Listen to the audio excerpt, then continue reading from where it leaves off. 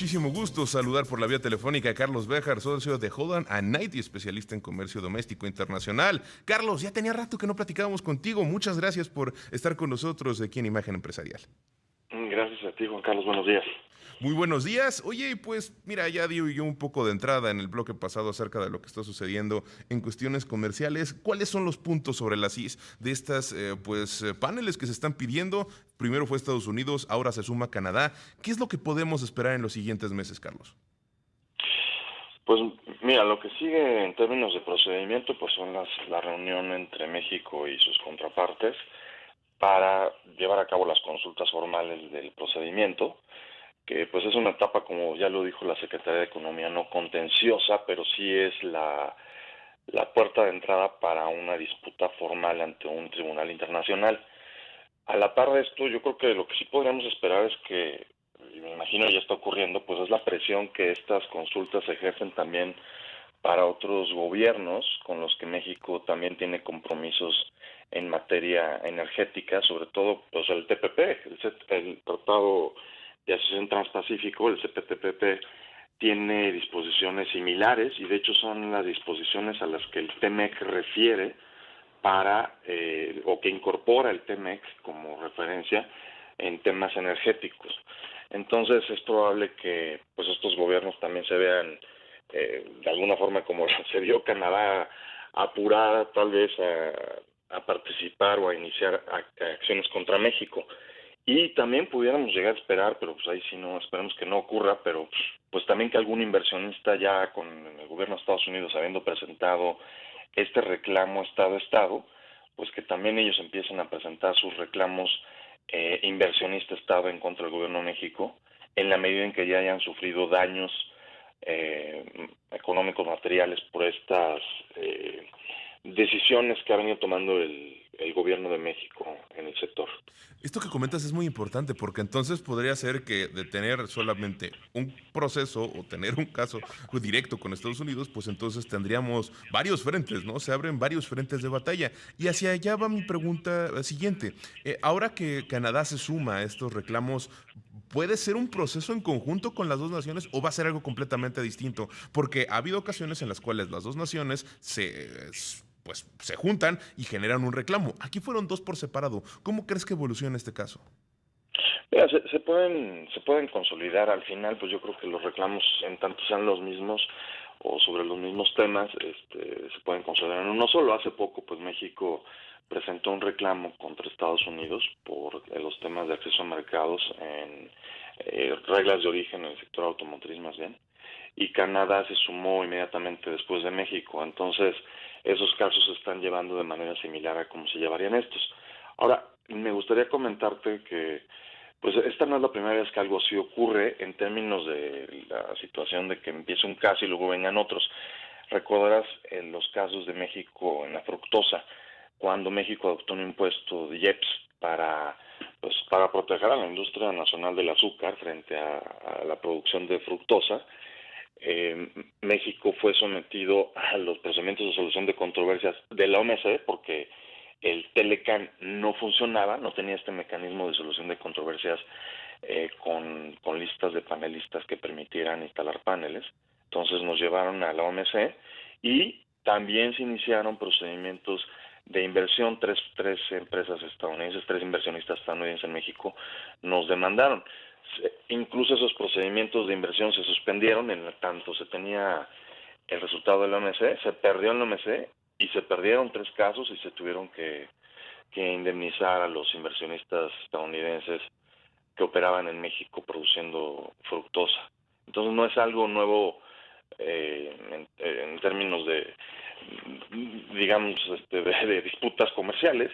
Lo que sí es nuevo es que pues nunca habíamos tenido disputas en el sector energético, porque pues esto se abrió en el 2013 con la reforma constitucional, y también pues hay reclamos novedosos porque solamente el TEMEC y el TPP tienen un capítulo de empresas comerciales del Estado que regulan o que pues ponen límites a cómo se deben de comportar estas empresas que compiten con otras empresas del sector privado. Entonces esto va a ser también interesante por esta parte novedosa. Y el último, los montos. Creo que México, el monto más caro que ha presentado reclamo contra alguien fue el caso de transporte transfronterizo. Ese sí fue bajo el Telecán. Sí pudimos establecer un panel. Digo, como recordarás, yo participé en la Secretaría de Economía durante 20 años, entonces me tocó estar en muchas de estas disputas, algunas de ellas al frente de la defensa. Y en ese caso lo que ocurrió fue que al final México ganó el caso y suspendió beneficios, que ese es otro tema. México sabe perfectamente lo que implica la suspensión de beneficios. Lo hicimos en el caso de transporte transfronterizo y se hizo también en el caso del atún, que fue otro caso que también México ganó y Estados Unidos no se apuró a poner sus medidas de conformidad. Y esto pues es lo que podría llegar a resultar ya en el largo plazo, que estamos hablando de un año y un par de meses. Ya el TEMEC ya arrojó un primer resultado en otro panel y está funcionando, parece, de manera eficaz, de manera rápida, y en un año y meses tendríamos un resultado final si no logran resolver esto en las consultas, ya sea desestimando o convenciendo a Estados Unidos de que no hay violaciones, o llegando a un arreglo, un compromiso de eliminar o modificar algunas de estas medidas que identifica Estados Unidos en su reclamo.